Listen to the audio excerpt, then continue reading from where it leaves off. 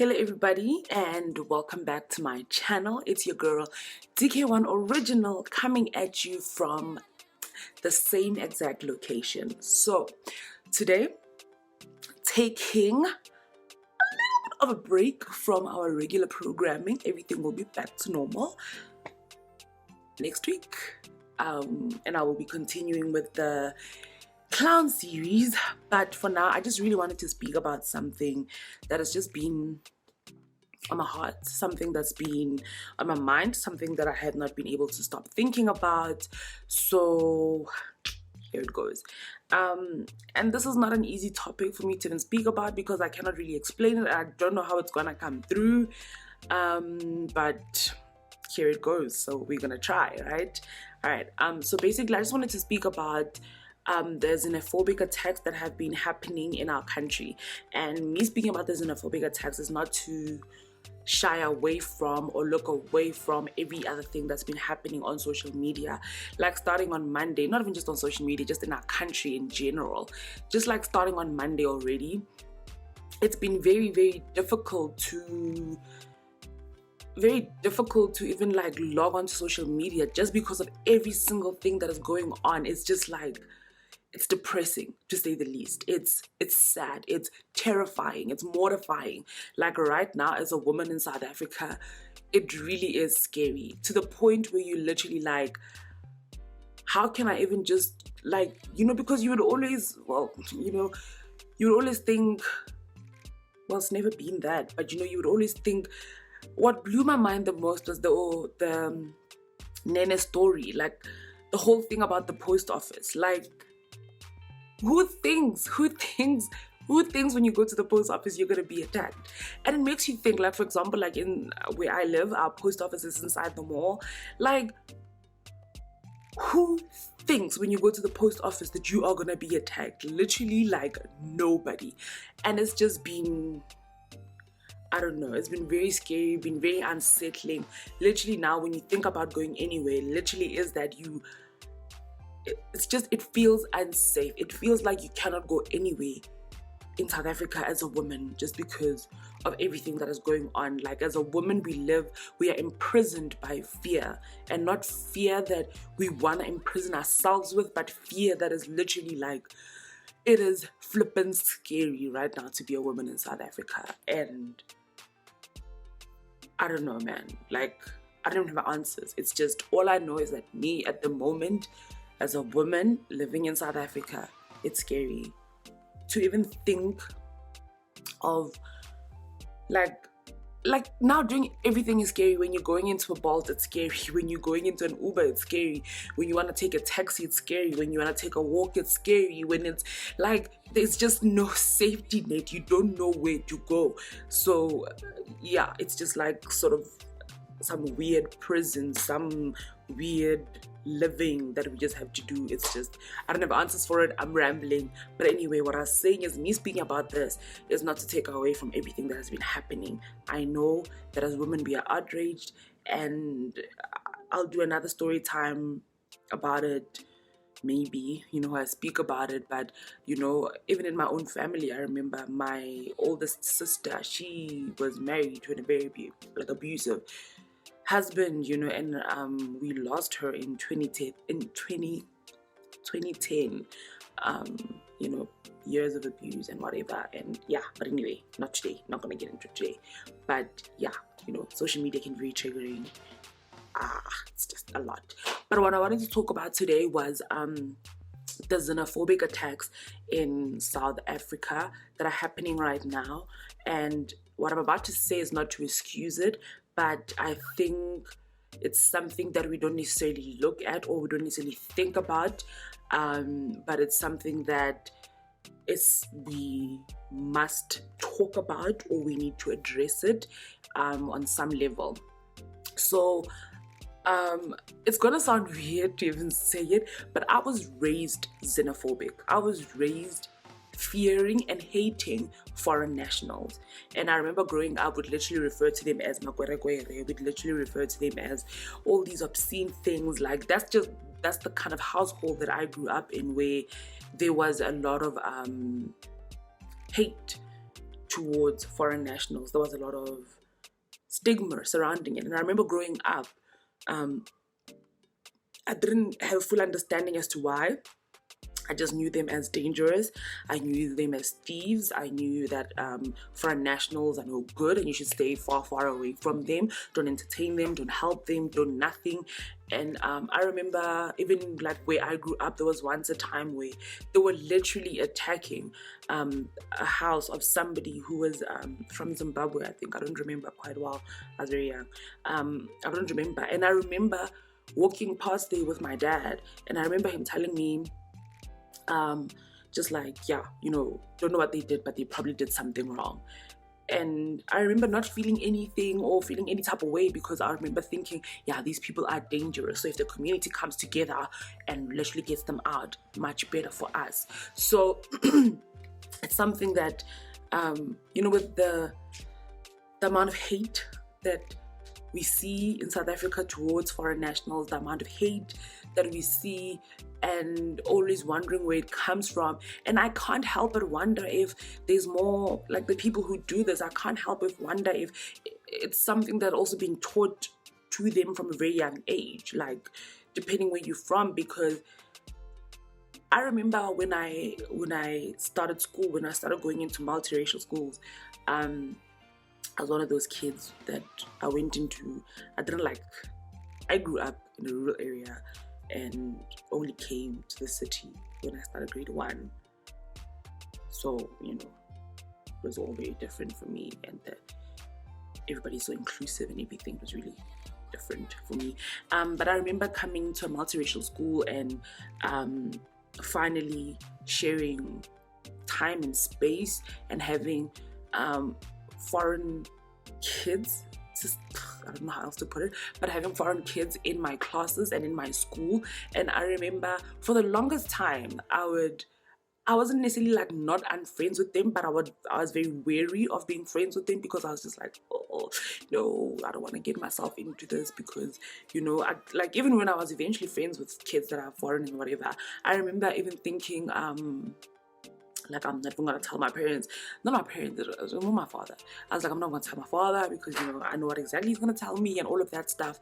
And yeah, it was just like weird. And I remember growing up and finally having friends and getting to know people from other nations and getting to know other people that are not South African, whatever, and like learning and literally messing with your mind, because I was like, but there's nothing wrong with these people. They are normal, just like me, and there's literally no difference, and they're not dangerous, and they're nice people.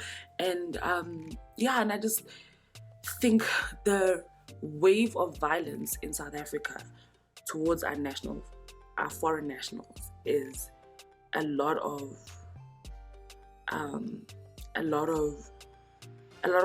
misunderstanding, a lot of hatred, and a lot of miscommunication. And a lot of it really, I think, stems from the same place where you were taught to hate them for literally no reason. And it's so scary to me to think that, and it's so scary to me to think how when we as South Africa were in trouble, and obviously this is as I grew older and I found this stuff out and learning and, you know, having my mind shift and change and all of that, and learning that when we were going through apartheid, and see, that's what I don't like, is that part of the history is never taught. We always taught how dangerous they are, but we never taught how much they helped us. And when we were going through apartheid, a lot of our people that went to exile went to our neighboring countries for refuge, for safety. And it's so crazy to me that and a lot of the times we don't know why people come here. We don't know what it is that brings them here, because we don't treat foreign nationals very well. So I would imagine that you would have to be at an all-time low for you to even come to a country where you know that you are hated. So we don't know what brings them here. So it must be just that, like, it must be something intense. Because why would you leave your country and why would you leave your home? Why would you leave something that is comfortable to come to a place where you are literally hated and persecuted for no reason at most times? And not taking away from people who are doing crimes and people who are doing things that are not right, but we have South Africans that do that, so I'm not even going to go into that. But basically, like, when we were in need, when South Africa was in need, when South Africa was in trouble, we got all the help. These people took us in, they put out their armies for us, they literally helped us. They literally helped us fight apartheid. They kept our people safe. They gave us some of their soldiers. They are foreign nationals who died for apartheid, to abolish apartheid. And it's just crazy for me. It's crazy for me that we don't teach that part. And this is one of the reasons why I agree with, one of the reasons why Julius Malema will always be my president, like, because the way he speaks about it is so much wisdom. And if we don't understand what he is saying, if we don't wake up to what he is trying to show us, we are losing it. And he was saying something in another interview where he says, when blacks fight each other, the rand gets stronger, because the capitalists and the people who hold the money in South Africa still are the same people that we fought to get free from. So, with that being said, xenophobia, I really believe this is taught. Xenophobia is something that there is no excuse for it whatsoever, but I really believe that it is taught. So if we change the narrative and we change how we speak about it, and we change how we speak to younger kids about it, it will not. Within the next few years, it's not going to be there. And it's just so crazy for me how every year in South Africa there's some sort of xenophobic outburst or something like that. It's weird. Like, wow, guys, like like what the freak. But yeah, that for me, and I was really thinking about it a lot, and I was just like, you know what, if you can be taught that as a child, how many other people that are pushing this have been taught that as a child and they just don't know anything better, and the hatred already comes from a place that exists outside and beyond what already is. Anyway, I hope what I was saying makes sense. I hope I wasn't just rambling and just like completely missing the plot.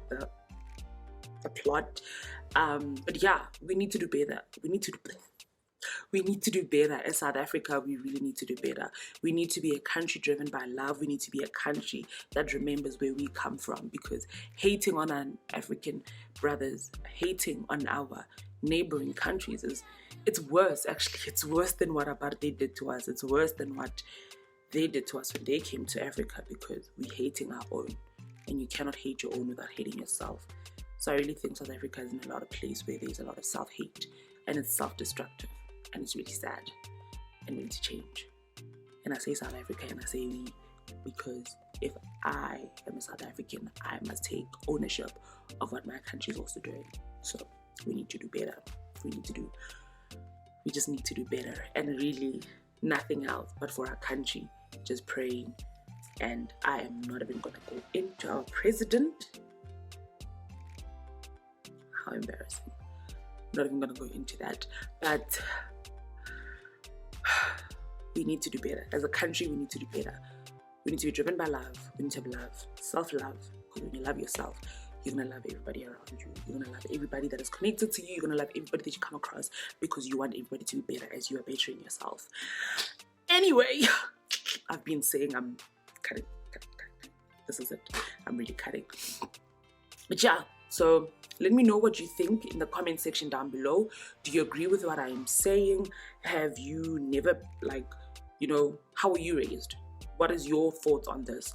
What are your thoughts about both issues, actually, the xenophobic attacks and the violence against women and children right now in our country? And just leave it in the comment section down below. Let's have a discussion about it.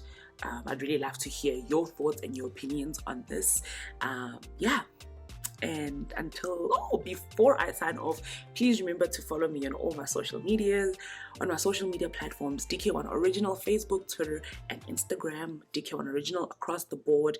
Please make sure that you are subscribed to my channel. We are literally like 5 subscribers away from reaching 500, which is like a big milestone for me. Like, I never take it, guys, and I've said this before, I literally do not take it lightly. Like, do you understand? That means there's 500 people that thought you know what, this girl is worth watching again. Like, thank you. I really appreciate it. I appreciate all the support every single time that you guys click on the videos, every single time that you guys hit that like button, every single time that you guys comment. I do not take it for granted. I'm so appreciative. I really am thankful for all your support. And yes, thank you. Remember, leave your comments in the comment section down below. Let me know what is your thoughts on this. Let me know what are your feelings about this. Let me know what are your concerns.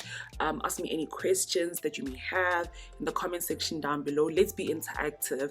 Remember to like this video, remember to comment in the comment section down below, and remember to share it with your entire world, and remember to tell everybody that you know to subscribe. And if you are not yet subscribed, please make sure that you click on that subscription bar down below.